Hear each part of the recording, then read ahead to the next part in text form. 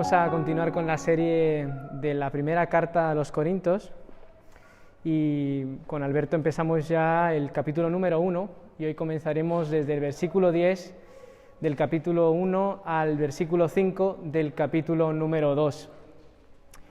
Pero antes de esto vamos a leer por las Escrituras y vamos a orar para que el Padre nos dé su sabiduría y que el Espíritu Santo sea quien nos guíe para conocerle más a Él en esta tarde. Gracias, Padre, por esta tarde, gracias porque nos permites conocerte y te pido que por medio de tu Espíritu Santo, tu palabra, tu evangelio, sea predicado hoy. Porque nuestra sabiduría, Dios, es limitada, como veremos hoy, pero tú, Señor, conoces lo más profundo de nuestros corazones, de cada uno. Y por ello, Padre, te pido que si hay alguien aquí que está angustiado, que tiene dificultades, que le quitan el sueño, la atención, Padre, que seas tú obrando en él y en ella, para que tú puedas, Señor, ser glorificado en esta tarde. En el nombre de tu Hijo Jesús oramos, Señor. Amén. Si hay algo que ha caracterizado la historia de la Iglesia, el cuerpo de Cristo, eso han sido, paradójicamente, sus divisiones. Algunos dirán que estas discrepancias entre hermanos y hermanas son comprensibles, pero a la luz del texto que leemos hoy, tenemos que reconocer que muchas de nuestras divisiones no tienen tanto que ver con la defensa de la verdad o la sana doctrina, sino con la defensa de nuestros egos. Porque como esta iglesia del primer siglo en la ciudad de Corinto, muchos de nosotros hemos dejado llevar por la cultura de Babel que plaga este mundo, donde lo que edificamos no es para gloria de Dios, sino para hacernos un nombre. Como veremos hoy, el remedio para ello no pasa por nuestra sabiduría, sino por la insensatez de Dios, la palabra de la cruz, esa locura que nos ha sido revelada por gracia a los cristianos para glorificar al Padre y a nadie más. Así que, hermanos, para ello os invito a leer este pasaje en cuestión, que empezaremos por, como he dicho, 1 Corintios capítulo 1, desde el versículo 10 hasta la primera parte del versículo 17, que dice así: Os ruego, pues, hermanos, por el nombre de nuestro Señor Jesucristo, que habléis todos una misma cosa, y que no haya entre vosotros divisiones, sino que estéis perfectamente unidos en una misma mente y en un mismo parecer. Porque he sido informado acerca de vosotros, hermanos míos, por los de Cloé, que hay entre vosotros contiendas. Quiero decir que cada uno de vosotros dice: yo soy de Pablo, y yo de Apolos, y yo de Cefas, y yo de Cristo. ¿Acaso está dividido Cristo? ¿Fue crucificado Pablo por vosotros? ¿O fuisteis bautizados en el nombre de Pablo? Doy gracias a Dios de que a ninguno de vosotros he bautizado, sino a Crispo y a Gayo, para que ninguno diga que fuisteis bautizados en mi nombre. También bauticé a la familia de Estéfanas. De los demás, no sé si he bautizado a algún otro, pues no me envió Cristo a bautizar, sino a predicar el Evangelio. Nos vamos a quedar allí, por ahora. Como recordábamos la semana pasada, lejos de ser una iglesia modelo, como muchos quieren recordar a las comunidades cristianas del primer siglo, la iglesia de Corinto presentaba tantos problemas internos que más de uno habría propuesto su expulsión de alguna alianza o federación de iglesias. Sin embargo, como nos señalaba Alberto el anterior domingo, Pablo en su saludo inicial se dirige a ellos como la iglesia de Dios y los santificados en Corinto. Y esto es así, como decía muy bien Alberto, porque lo que hace santos a estos hombres y mujeres no es su pietismo o su historial de buenas obras, sino su unión en Cristo Jesús. Es por eso que este informe que recibe Pablo acerca de las tensiones y divisiones de la iglesia le deja desconcertado. Los creyentes en Corinto no solo presumen de haber sido enseñados por uno u otro maestro, sino que han convertido el bautismo en una credencial de la cual pueden alardear, presumir frente a otros hermanos. Tanto es así que Pablo se alegra de no haber bautizado a muchos, como lo podéis ver en el versículo 15. El acto que públicamente manifiesta que el cristiano se une al cuerpo de Cristo y ha sido llamado a la misma esperanza que el resto de sus hermanos y hermanas, se había convertido en un punto de tensión y división entre los cristianos de Corinto. Ahora bien, tenemos que comprender que este llamado a la unidad no es un llamado al pensamiento único que padecen la mayoría de sectas, aunque está claro que lo sectario, como muchos sabéis aquí, también puede plagar a la Iglesia de Cristo. Al leer el versículo 10 de este pasaje, algunos han confundido el estar perfectamente unidos en una misma mente y en un mismo parecer con la más aterradora idea de control y persecución, al estilo de las distopías que nos presentan las obras de Orwell y Huxley, o más famoso ahora, el cuento de la criada de Margaret Atwood. Imaginan a la Iglesia como una comunidad intolerante, hipervigilada, donde la unidad está regida por un miedo que disimula con una sonrisa vacía. Pero esta no es la Iglesia que nos presenta el Evangelio. En todo caso, es la Iglesia que nosotros hemos creado en nuestra intolerancia y nuestra necesidad de control. La Iglesia que nos describe el apóstol es una Iglesia unida por el nombre de nuestro Señor Jesucristo. Es decir, una Iglesia unida por esa fe histórica fundada en las obras de Cristo y su autoridad. Así entendemos, como veremos en detalle más adelante, que esta división en la Iglesia de Corinto, hermanos, no es una mera divergencia de opiniones, sino un auténtico problema de idolatría. Allí donde Cristo y su obra deberían ser el epicentro de la Iglesia, los creyentes han comenzado a dar su lealtad a los hombres. Yo soy de Pablo, yo soy de Apolos, yo soy de Cefas. Por supuesto, presumir de quién nos bautiza o quién nos ha enseñado el Evangelio nos puede parecer absurdo a muchos de nosotros, pero debemos entender que el contexto de la Iglesia de Corinto permitía que esto fuese aceptable. Corinto, como sabéis, era una ciudad de origen griego que prosperaba en la época debido a su privilegiada situación geográfica. Era una ciudad portuaria que además atravesaba una de las principales rutas de comercio de aquel entonces. Todo ello no solo permitió a sus habitantes un alto estatus socioeconómico, sino también el desarrollo cultural e intelectual propio de una ciudad cosmopolita en la que se intercambian ideas y conocimiento. Por tanto, está claro que la batalla retórica, la lealtad a las escuelas de pensamiento y el prestigio intelectual propio de la cultura griega se habían infiltrado en esta iglesia del primer siglo. Sin embargo, en el versículo 17, si lo podéis ahí leer conmigo, leemos que Cristo no envió a Pablo a bautizar de ese modo, a crear academia en la sabiduría de palabras, al estilo de muchos filósofos de la época. Pablo fue enviado a predicar el Evangelio. Y claro, llegados a este punto, la pregunta está servida. ¿No es esta predicación una forma más de retórica y sabiduría humana que divide a la humanidad? Para saber de qué tipo de evangelio nos habla Pablo, leamos ahora desde el versículo 17 hasta el versículo número 25, que dice así: Pues no me envió Cristo a bautizar, sino a predicar el evangelio, no con sabiduría de palabras, para que no se haga vana la cruz de Cristo. Porque la palabra de la cruz es locura a los que se pierden, pero a los que se salvan, esto es, a nosotros, es poder de Dios. Pues está escrito: destruiré la sabiduría de los sabios y desecharé el entendimiento de los entendidos.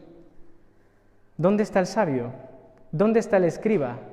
¿Dónde está el disputador de este siglo? ¿No ha enloquecido Dios la sabiduría del mundo? Pues ya que en la sabiduría de Dios el mundo no conoció a Dios mediante la sabiduría, agradó a Dios salvar a los creyentes por la locura de la predicación.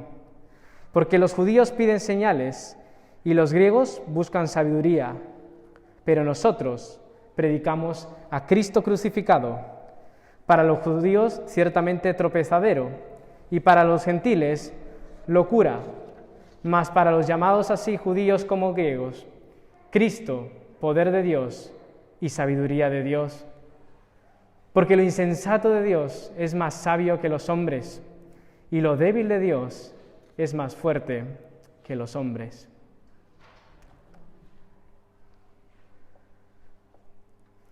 Como vemos en los versículos 17 y 18, el contraste entre la predicación del Evangelio y la sabiduría de palabras no puede ser mayor. Mientras los corintios presumen de la sabiduría adquirida de sus maestros, como cualquier otro pensador pagano de la época, Pablo afirma que esta sabiduría no hace más que hacer vana la cruz de Cristo, inservible. Y esto es así para el apóstol, porque mientras nuestra sabiduría humana crea conflictos al dividir al ser humano entre educados e ignorantes, ricos y pobres, religiosos y paganos, béticos y sevillistas, diría alguno, el mensaje del Evangelio solo hace una única distinción: salvos y perdidos. Ahora bien, uno esperaría que si para los perdidos, es decir, para aquellos que no creen en la obra redentora de Cristo, si para estas personas el Evangelio es locura, para el que es salvo, para las personas que confiesan a Cristo como Salvador, deberíamos pensar que el Evangelio es sabiduría de Dios. Pero tenemos que fijarnos que el apóstol no dice esto en estos versículos. Si leemos atentamente el versículo número 18, veremos que a los que se salvan, la palabra de la cruz es poder de Dios. Poder de Dios. Este contraste entre la sabiduría humana y el poder de Dios nos lleva directamente al auténtico problema del ser humano. Porque, hermanos y hermanas, si para salvarse necesitamos del poder de Dios, es porque nuestra sabiduría es impotente. Y no habría que pensar que este fracaso solo tiene que ver con las limitaciones de nuestra mente o la falta de educación. A la luz de las Escrituras, nuestro auténtico fracaso no es psicológico ni educativo, sino moral, el fracaso moral. En lugar de dar gloria a Dios, hemos hecho de nuestro saber, de nuestro conocimiento, un verdadero ídolo. ¿Quién de nosotros no está encantado de escucharse a sí mismo? ¿Cuántos de nosotros no pensamos en el fondo que realmente somos más sabios que los demás? Y no pensemos que esto es una cuestión de actualidad. Desde la caída, la Biblia nos recuerda una y otra vez que la humanidad se ha envanecido en sus razonamientos. A nuestros pensadores cada vez les cuesta más dar un sentido digno a esta vida lejos del Creador. Como bien advertía a sus contemporáneos el filósofo alemán Friedrich Nietzsche, se anuncia con ilusión que Dios ha muerto, pero muy pocos han meditado en la dificultad de encontrarle un buen sustituto. En nuestro pecado hemos querido llevar sobre nuestros hombros el peso del mundo y su realidad, pero estos nos aplastan cada vez más. Es por eso que el apóstol en el versículo 19 cita al profeta Isaías, para recordar que si para los hombres y mujeres el Evangelio es locura, es porque así Dios lo ha dispuesto como juicio sobre esa sabiduría autocomplaciente que se niega a reconocer que hay un entendimiento por encima del nuestro. Como los griegos, nuestra cultura en Occidente también ha buscado sabiduría, pero Dios, dice la palabra, ha enloquecido la sabiduría del mundo. Y si para los griegos es locura, para el entendido en la ley de Dios, la cruz de Cristo puede ser un verdadero tropiezo, un tropezadero, como leemos en el versículo 23. Para cualquier judío del primer siglo, el principio de la sabiduría no era la tesis de algún filósofo o la escuela de pensamiento, sino el temor a Jehová, el respeto y admiración que merece el Creador. Este temor debía manifestarse en la vida diaria, en aborrecer el mal y cumplir los mandamientos dados por Dios a su pueblo, a Israel. Dicho de esta manera, uno podría pensar que a la luz de la Biblia no hay nada que objetar en contra de esta forma de adquirir auténtica salvación y sabiduría.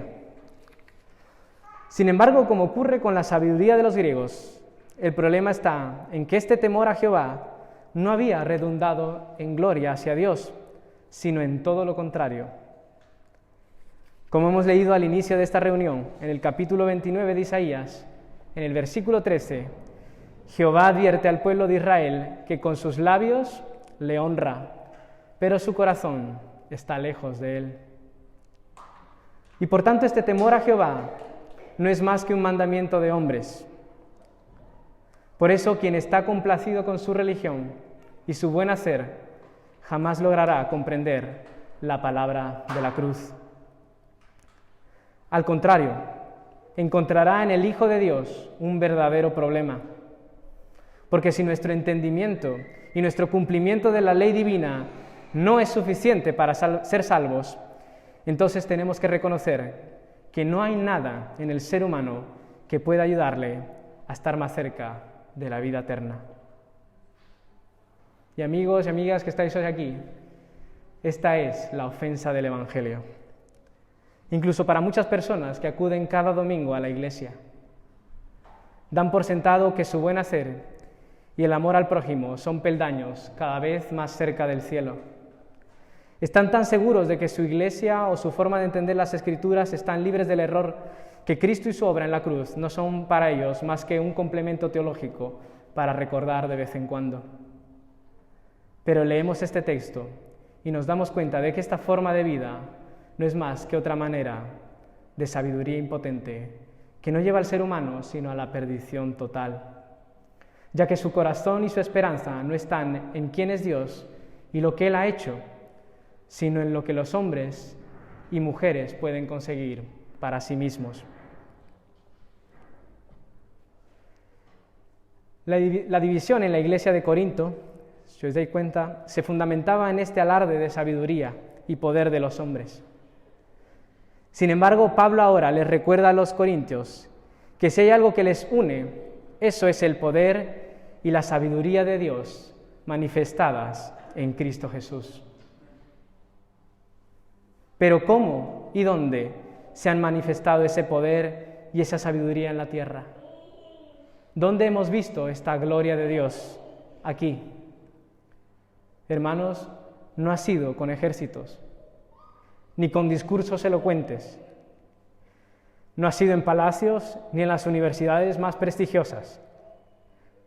Leemos lo que nos dice el versículo 23, que dice: nosotros predicamos a Cristo crucificado.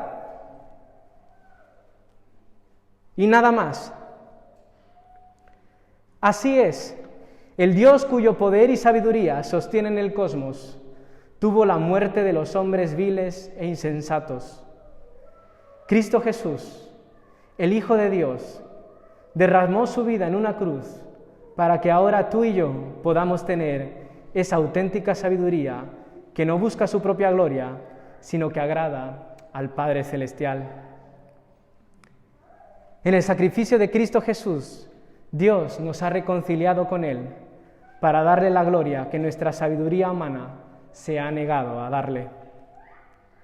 Es por eso que frente a la imagen grotesca y dolorosa de la cruz, el apóstol Pablo en el versículo 25 nos dice que lo insensato de Dios es más sabio que los hombres y lo débil de Dios es más fuerte que los hombres. Frente a la cruz de Cristo solo hay dos alternativas: sabiduría impotente o insensatez poderosa.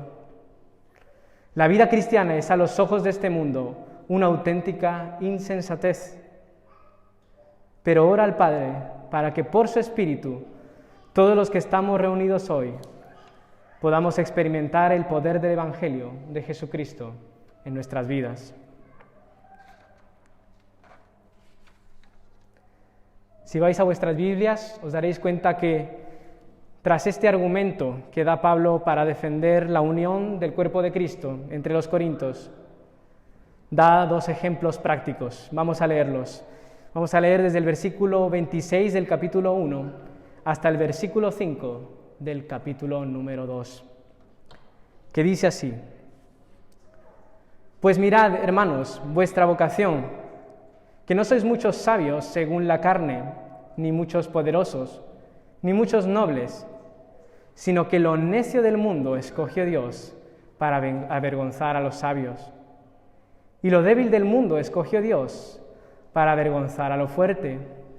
Y lo vil del mundo y lo menospreciado escogió Dios, y lo que no es, para deshacer lo que es, a fin de que nadie se jacte en su presencia. Mas por Él estáis vosotros en Cristo Jesús, el cual nos ha sido hecho por sabiduría, justificación, santificación y redención, para que, como está escrito, el que se gloría, gloríese en el Señor.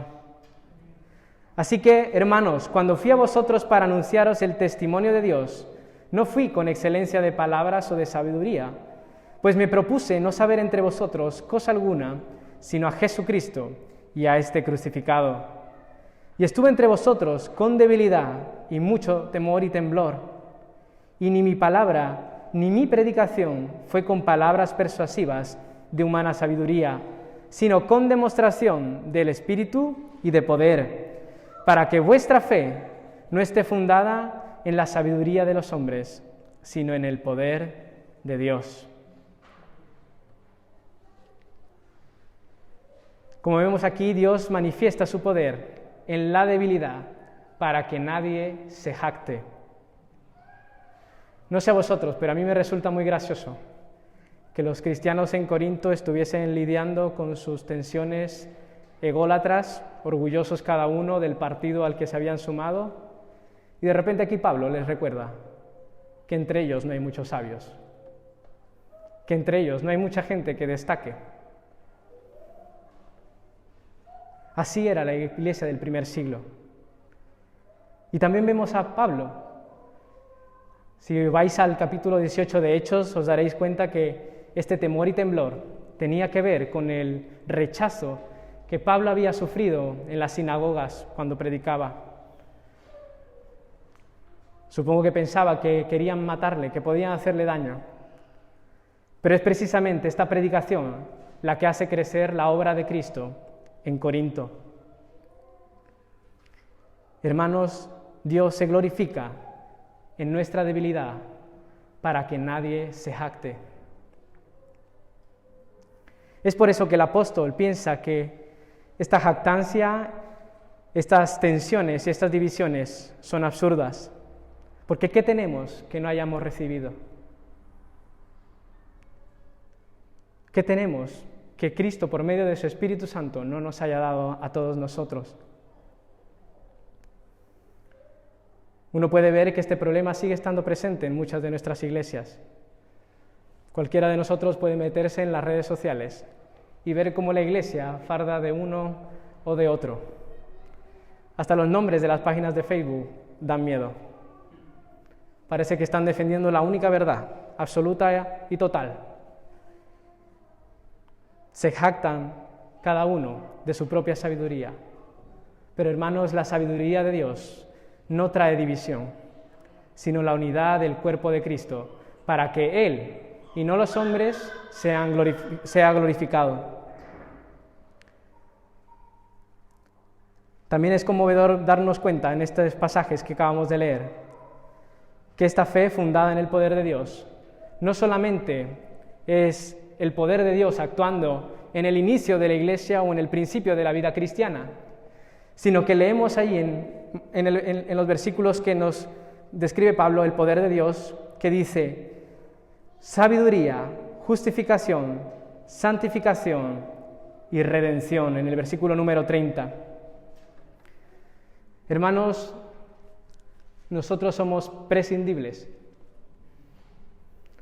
Nosotros podemos estar callados y aún así la obra de Cristo seguirá adelante. El Señor no necesita guardianes, no necesita ángeles de la guarda, Por tanto, en esa humildad, sabiendo que todo lo que tenemos lo hemos recibido por Él, también hablemos así al mundo, hablemos así a aquellos que se pierden, aquellos que no conocen el amor y la gracia que nosotros hemos encontrado en Cristo Jesús. El avance de la Iglesia en esta época fue bastante doloroso, sufrió mucha persecución. Más de alguno se habría planteado incluso, y seguramente lo hicieron como lo hemos leído a lo largo de la historia, coger las armas, tomar los poderes que este mundo nos presenta para poder tomar terreno. Pero gracias a Dios, el Señor le ha placido usar lo débil de este mundo. A veces cuando la gente no creyente me pregunta si los cristianos creemos en Dios o me dicen que creemos en Dios porque somos débiles, porque no tenemos otras razones para justificar nuestra existencia o abordar el dolor, yo les digo que estoy de acuerdo con ellos. Es verdad. Muchos de nosotros quisiéramos no tener ansiedad. Muchos de nosotros no quisiéramos tener los problemas que tenemos. Muchos que sois extranjeros aquí, desearíamos que el Señor hubiese utilizado otros medios para acercarnos a Él. Muchos de los que estáis aquí habéis sufrido en cuerpo la enfermedad. Pero hermanos, el Señor es poderoso y Él puede utilizar cualquiera de estas cosas. Aquello que el mundo desecha, aquello que el mundo no quiere ver, ni siquiera pensar, el Señor puede usarlo para su gloria y edificar su cuerpo. Por eso es que los creyentes tenemos nuestra fe confiada, no en nosotros, ni siquiera en perder la cabeza en nosotros mismos, sino en la mente de Cristo, como veremos más adelante estas semanas. Porque es el Espíritu Santo quien nos guía en esa gracia y en esa bondad que Él ha derramado sobre su Iglesia. Por eso, hermanos, no tengamos miedo de reconocer nuestra debilidad, nuestras faltas, que podamos abrirnos y confiar en el Señor para que Él obre en nuestras vidas. Porque toda sabiduría, toda justificación, toda santificación y redención proviene de Él hasta el final. Me gustaría terminar en esta tarde con una imagen que me conmovió mucho mientras teníamos los estudios bíblicos para jóvenes sobre el libro de Eclesiastés, que algunos recordaréis. En el capítulo 9 de este libro de la Biblia, que trata sobre la sabiduría, nos habla el predicador sobre un hombre pobre que vive en una ciudad pequeña, sin muchos hombres, y que es asediada por un gran rey que viene a atacarla. Y el pasaje de Eclesiastés nos dice que ese hombre pobre, con su sabiduría, no sabemos cómo, libra la ciudad. Pero aún hay más, otra sorpresa. La ciudad se olvida de este hombre pobre. Hermanos, Cristo Jesús es ese Dios que se hizo pobre para hacernos ricos en su gracia. Él, aunque nos hayamos olvidado de Él, aún Él habiendo edificado nuestra ciudad, la ciudad de Dios, como diría San Agustín, Él nos ha redimido, aun cuando nosotros le hemos olvidado. Ese es el Dios que es sabio, el único que ha andado aquí por la tierra con toda la sabiduría en su mano y fue a la cruz para acercarnos al Padre Celestial.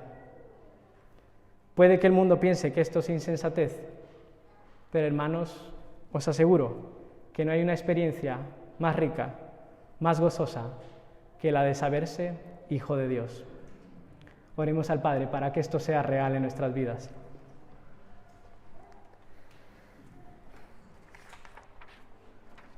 Gracias, Padre, en esta tarde, porque, Señor, sabemos que es tu Evangelio obrando en nosotros y no nuestra sabiduría.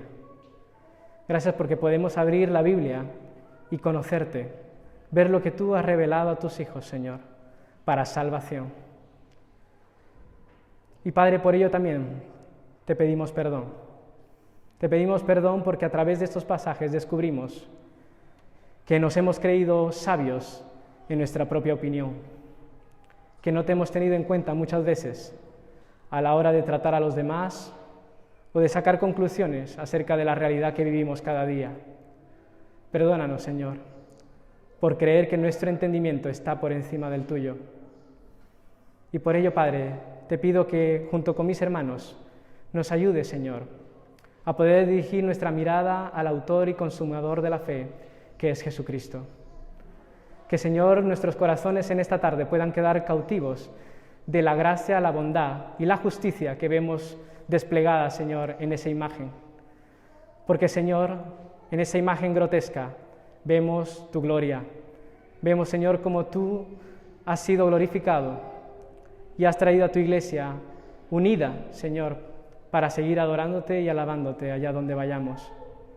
Ayúdanos, Padre, a tener sabiduría como la que tú nos muestras en estos pasajes, no como la nuestra, Señor, que es para nuestro propio placer, nuestra propia complacencia. Perdónanos cuando somos así con nuestra familia, con nuestros amigos, con la gente incluso no creyente con la que nos juntamos cada día. Y ayúdanos a mostrar esa sabiduría que sale de la debilidad.